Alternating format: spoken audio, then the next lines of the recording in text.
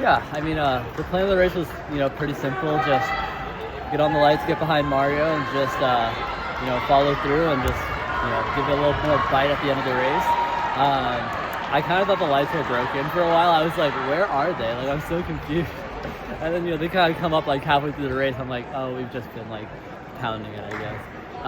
But, like in the race, it did feel a little fast, but it's a little hard to tell, I feel like, with BU, and it's weird start line, finish line deal. But, I still felt like at the end of the day, I really just wanted to come out here, just give my best shot and, see what happens. And so I did that and, came short, but still, good day overall. When did you make the decision to give it one more go?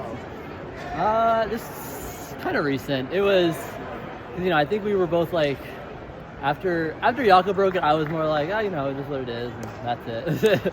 But I think Dathan, he said, I want you to do one more race, and he kind of gave me a choice between like the mile or the 3K, so kind of let me decide, which I wanted to go for more, and I felt a little more excited about just going for the mile again than just going for a random 3K that I don't really need as much. But yeah, that was like only like a week or two, or a week and a half or something like that. Yeah.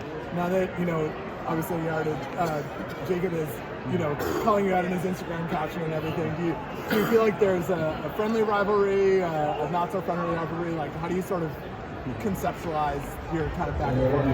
No, yeah, I think it felt pretty friendly. I think to me, I think he enjoys the rivalry a little bit, and I'm just a pretty generally friendly kind of guy, and I'll play along and just I know it's all in good fun and whatnot, and at the end of the day, we still respect each other to a certain degree, so that's what really matters. And I'm all about doing the rivalry thing when it's not like crazy. So yeah, it's fun.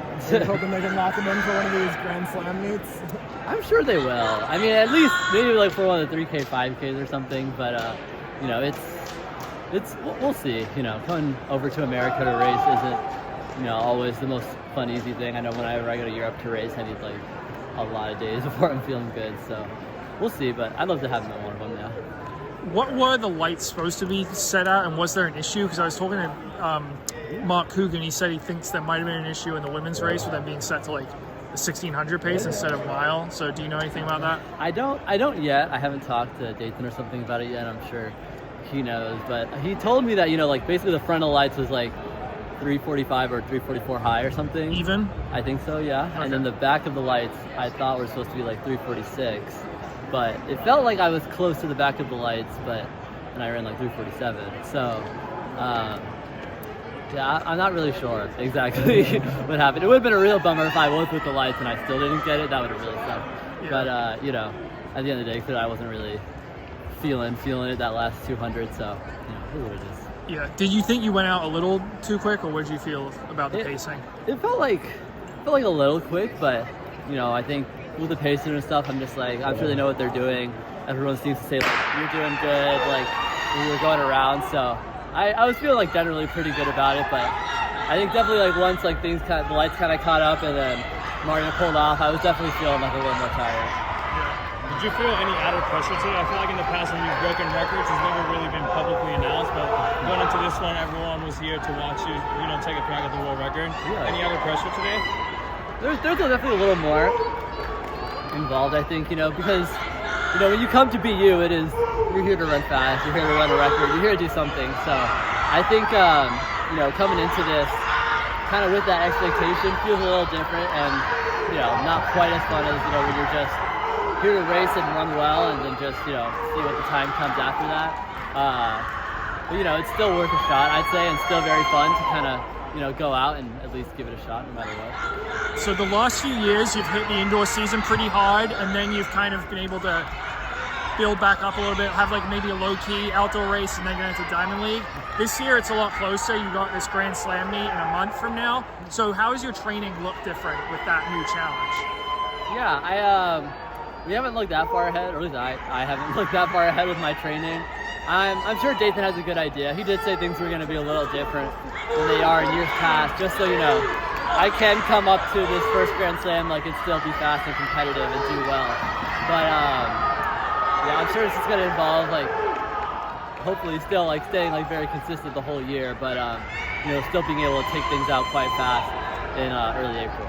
What do you think about having Wang Yongyi, having to race him in an 8 and a 15 now? Yeah, it's going to be tough. I mean, you know, I feel like the 800 was already, you know, going to be hard with Marco in it, and the more 800s that you added, the harder it's going to be, no matter what.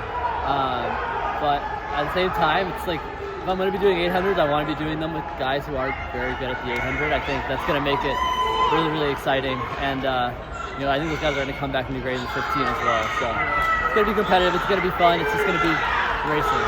Do you think there's an onus on some of you 1500 guys, one of you guys, to make the pace fast, or do you trust your kick against those two guys, the 141 guys? Well, I do trust my kick against them. I do. I think I'm more fast at like the end of a 1500 than I am like maybe at the beginning of an 800 I would be, but it's like I don't get out that quickly.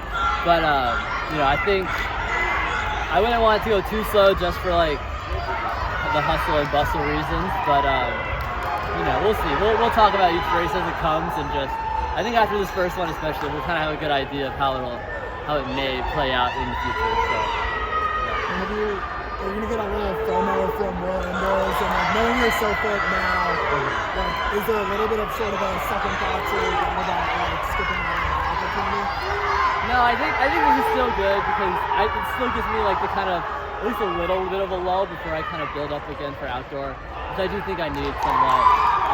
And you know, it's really important just to focus on like at the end of the day, like it's Worlds in Tokyo that we all care about, and you know, I do wish I could be at World Indoors and like it not impact my season, but you know, it is just at a weird time, and being so far away, it'd be difficult. So you know, it is what it is, and you know, hopefully next year it'll be a lot easier to go out and do it. I noticed there was a film crew following you around. What's the story behind that? It's a secret, maybe. I don't know. Is it secret, Ollie?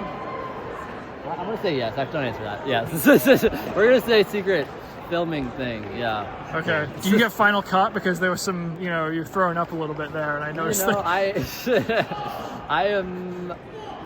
doubt it. I don't know. We'll see. All right. Thank you for the time, Yared. Appreciate it.